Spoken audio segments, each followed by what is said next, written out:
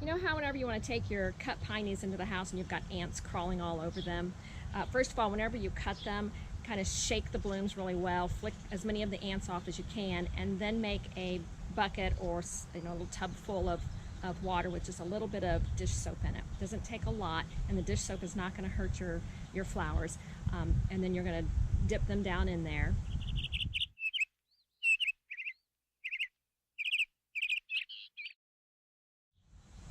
And then I just set them in a vase in the potting shed or in the barn outside of the home is basically what you want to do overnight. And then when you come out the next morning, I may see a couple, walking around. I'll just kind of flick those off, and then they're going to be ready to go into the house.